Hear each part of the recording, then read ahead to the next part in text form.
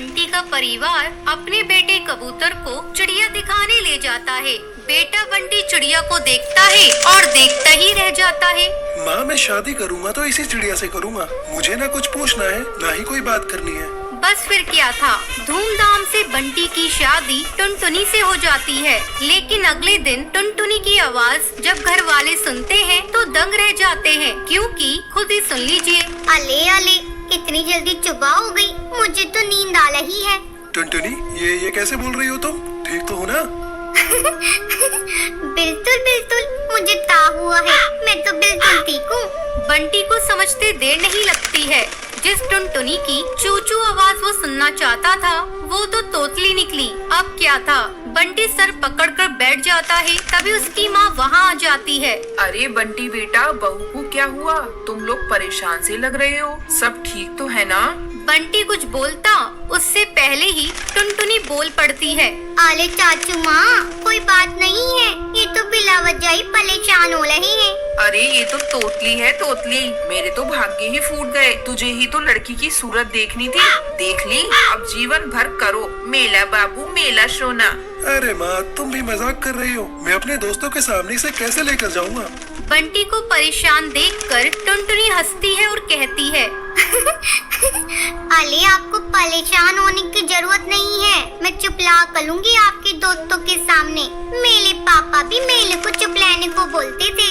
बंटी और उसकी माँ को टुनटुनी का आइडिया अच्छा लगता है। अगले दिन बंटी और टुनटुनी बंटी के दोस्त के घर जाते हैं, जहाँ बंटी टुनटुनी को समझाकर जाता है उसे चुप रहना है, चाहे जो हो जाए वो एक बूंद आवाज नहीं निकालेगी। बस क्या था, सब खाना खाते हैं। बंटी के दोस्त की बीवी टुनटुनी से उसका नाम पूछती है, तभी बंटी बोल पड़ता है, टुनटुनी नाम है भाभी इसका।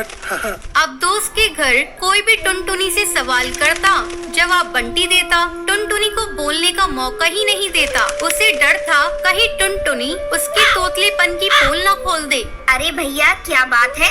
जब से आप आए हैं मैंने तो आपकी बीवी की आवाज ही नहीं सुनी, कहीं गूंगी तो नहीं है ना? टुनटुनी को ये बात सुनकर बुरा लगता है, लेकिन उसे बंटी की बात भी याद रहती है। उसे कुछ भी नहीं बोलना है, तो लिहाजा वो चुप ही रहती है।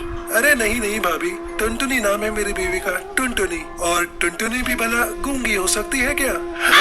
वो तो जरा शर्मीली और कम बोलने वाली है मेरी बीवी। सभी बंटी की बात पर यकीन कर लेते हैं, लेकिन उन लोगों के घर में एक बदमाश बच्चा होता है जो लगातार टुनटुनी को देख रहा होता है। वो सोचता है कैसे भी करके वो टुनटुनी की आवाज सुनकर ही रहेगा। बस फिर क्या था, बच्चा प्लास्टिक के चूहे पर चाबी भरकर उसे टुनटुनी के पैर के नीचे छोड़ देता है। जैसे ही नकली चूहा जाकर टुनटुनी के पैर से टकराता है तो टुनटुनी जोर जोर से चिल्लाने लगती है, अरे तुहा तुहा, पकड़ो पकड़ो, तुहा निकाल लिया।